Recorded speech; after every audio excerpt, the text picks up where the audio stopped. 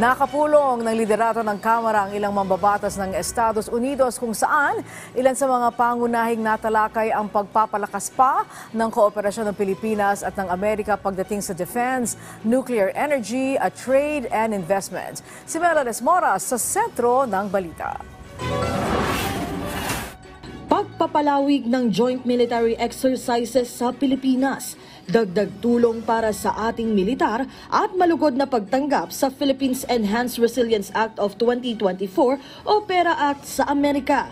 Yan ang mga pangunahing isinulong ni House Speaker Martin Romualdez sa kanyang pakikipagpulong sa ilang mambabatas sa Amerika, kabilang na si U.S. Senator William Francis Haggerty ng Tennessee. Kasama rin sa aktibidad ang iba pang opisyal ng Kamara at bahagi ang kanilang mga pulong doon sa mga hakbang ng gobyerno para mapagbuti pa ang samahan ng dalawang bansa.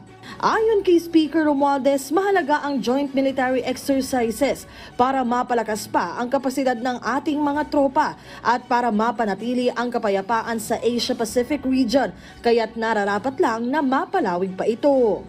Bukod naman kay Senator Haggerty, nakaharap din ng House Leader si Representative Gary Palmer ng Alabama 6th District sa Capitol Hill sa Washington, D.C. Sa pagtitipon, nuclear energy cooperation at trade relations naman ang pangunahing natalakay. Dito'y binigyang diin ni Speaker Romualdez ang kahalagahan ng 123 Agreement na nilagdaan ng Pilipinas at Amerika noong November 2023 at iba pang mahalagang issue na makatutulong din sa dalawang bansa. Melales Moras para sa Pambansang TV sa Bagong Pilipinas.